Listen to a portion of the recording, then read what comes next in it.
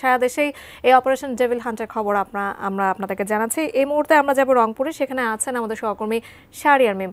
শাহরিয়ার, এখন পর্যন্ত রংপুরে এই বিশেষ অভিযান যেটা চালানো হয়েছে তার সর্বশেষ কি অবস্থা, নিশ্চয়ই আপনি আমাদেরকে জানাবেন।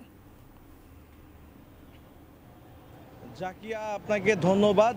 এই মুহূর্তে রয়েছি রংপুরে। আপনাদেরকে জানিয়ে রাখি যে শনিবার থেকে আসলে অপারেশন ডেভিল হান্ট পরিচালিত হচ্ছে রংপুরে।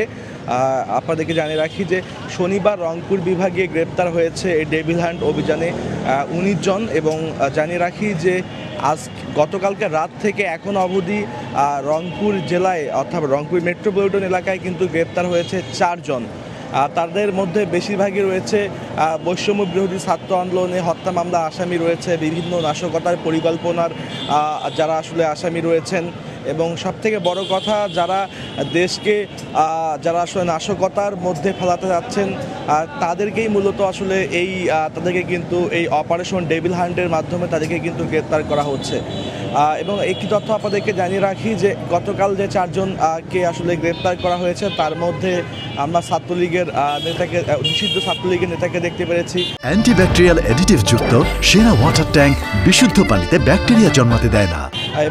এবং সেই সাথে বিভিন্ন অঙ্গ সংগঠনের নেতাকর্মীদেরকেও কিন্তু আমরা দেখতে পেরেছি।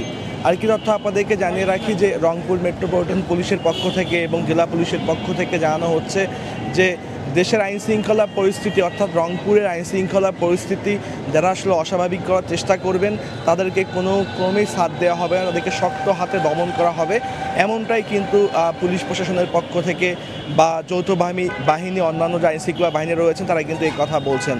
আবার আরেকটি কথা তারা বলছেন যে বিভিন্ন সময় বিভিন্ন জায়গায় চুরি ছিনতাইয়ের ঘটনাগুলো যেহেতু ঘটছে, আমরা গতকালকে দেখছি রংপুর কারমাইকেল কলেজ থেকেও কিন্তু মাদক সেবন করা অবস্থায় বহিরাগত 3 জনকে আটক করে শিক্ষার্থীরা পুলিশের কাছে তুলে দিয়েছে।